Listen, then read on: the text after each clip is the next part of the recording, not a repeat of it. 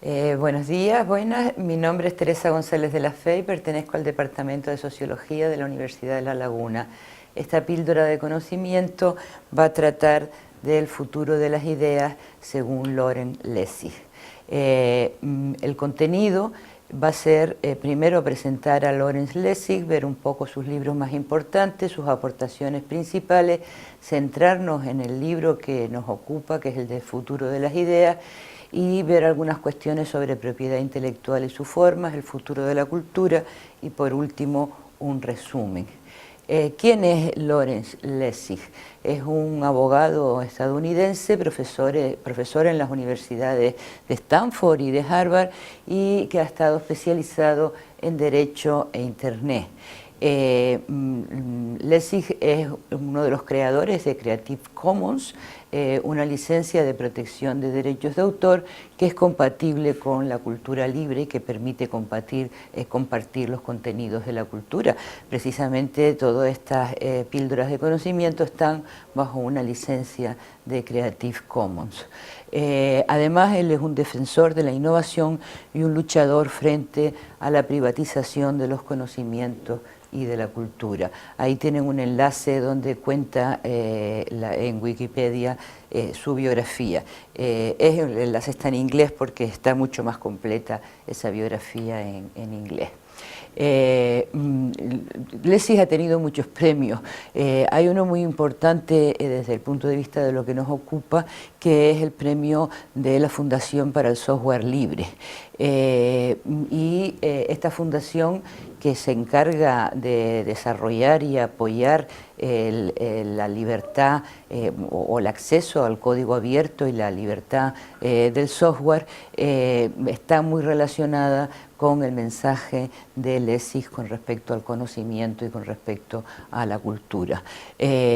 Además, Lessig propuso el concepto de cultura libre y de ahí viene la iniciativa de crear Creative Commons y crear un centro en su universidad para, digamos, asesorar sobre políticas de software libre en creación de empresas o cómo, digamos, defenderse frente a patentes, etcétera, ¿no? En ese sentido, él no solo es un teórico digamos, de la sociedad digital o de la cultura digital, sino también un activista o un hombre que lleva sus ideas a la práctica. Sus libros más importantes, porque él ha escrito otras cosas también, son el primero, Código y otras leyes del ciberespacio, que es de 1999 y que abrió un poco esta línea de pensamiento sobre la reflexión de lo que implicaba el control de los contenidos en el ciberespacio. El siguiente es El futuro de las ideas, de 2001, que es el que nos vamos a ocupar aquí. Luego viene Cultura libre, de 2004, y luego la versión actualizada del primer libro, que es el Código 2.0, que es de 2006. En la actualidad, Lessig se ocupa fundamentalmente de la corrupción política como una amenaza a la democracia estadounidense y ha dejado un poco de lado las cuestiones de Internet o del ciberespacio. Sin embargo, sus aportaciones a esta reflexión sobre los cambios sociales relacionados con las nuevas tecnologías de la información y con Internet son muy notables, por lo cual voy a hacer 3 pinceladas escasas porque no da tiempo en este formato de profundizar más. El primero es El código es la ley. Ese está en su primer libro y ahí él juega con un doble sentido del término código, porque en derecho el código es, digamos, lo que organiza y regula las leyes, el código civil, el código penal, etcétera, y en informática el código es el programa que hace funcionar a una computadora y que es conocido como el código fuente.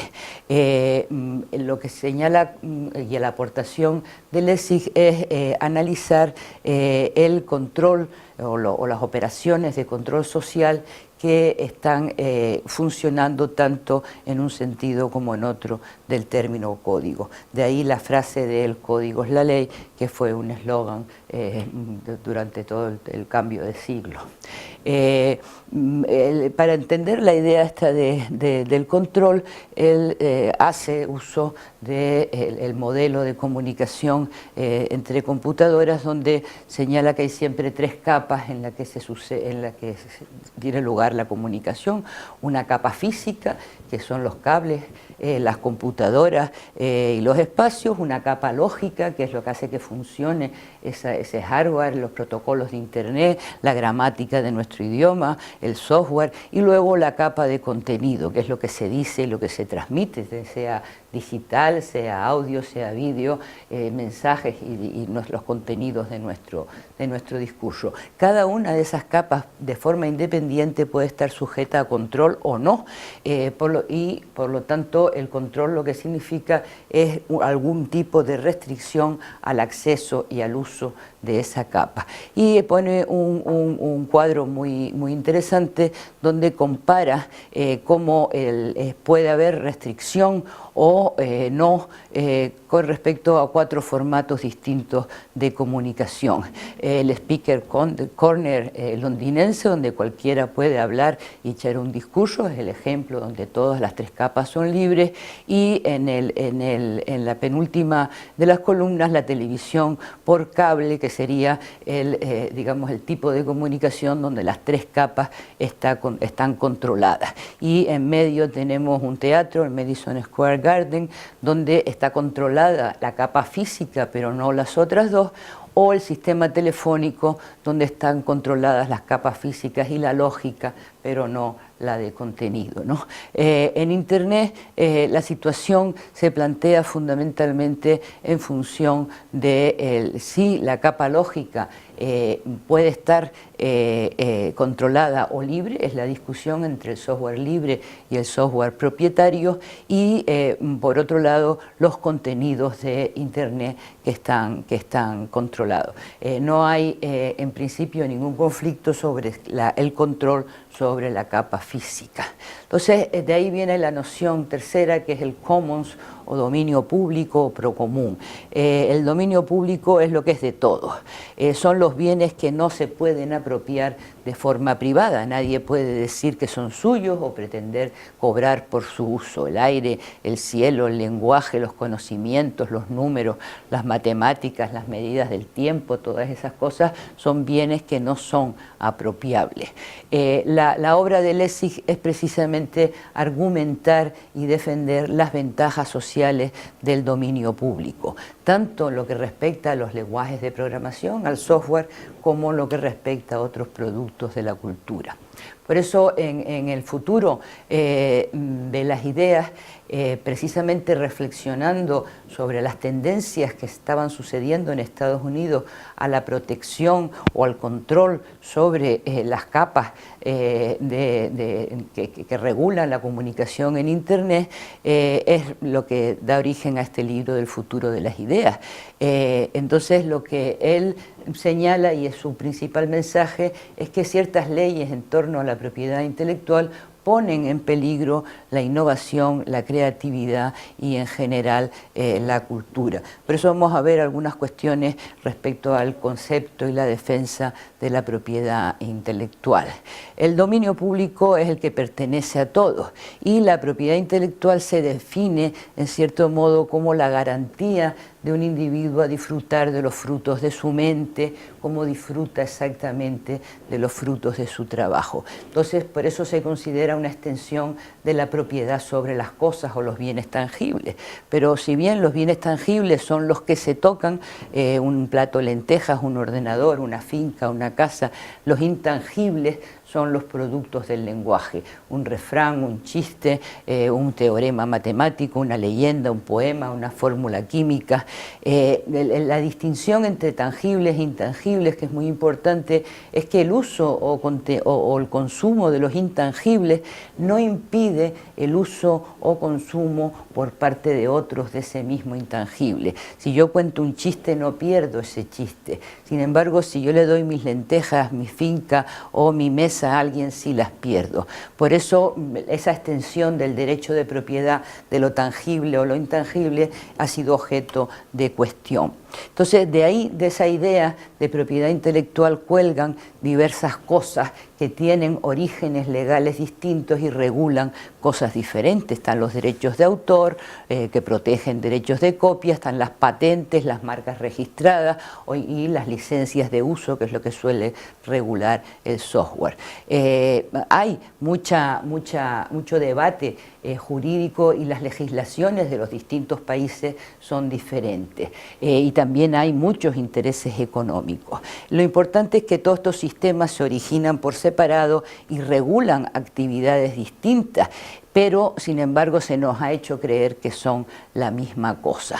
El copyright tiene su origen en la imprenta, es el derecho de copia y es un producto de esa tecnología. En su origen lo que hacía era proteger a un impresor del otro impresor, no del público, sino de otro impresor, dándole un monopolio temporal sobre la copia de la obra de un autor.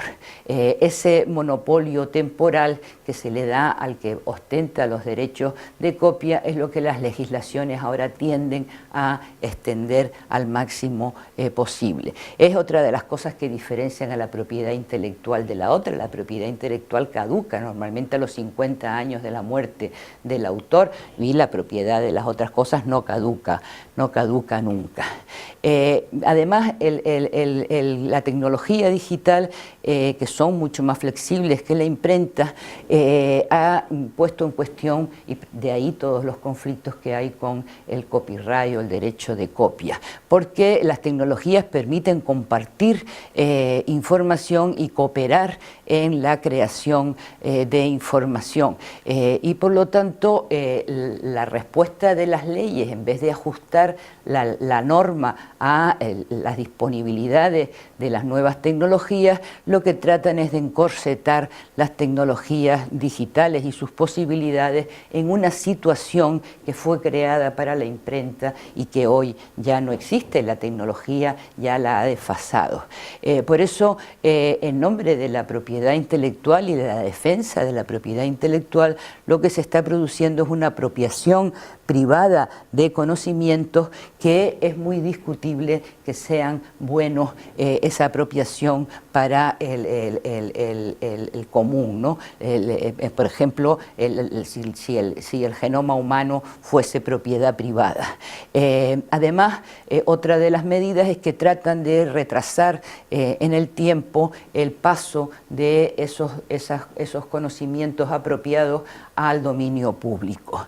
Y la facilidad de copia de las tecnologías digitales ha hecho que las leyes tiendan a criminalizar cada vez a proporciones más importantes de la población que simplemente copian contenidos protegidos por derechos de copia. Las patentes son otra cosa completamente distinta, que estaban ligadas precisamente a inventos y con un intento de apoyar a la innovación.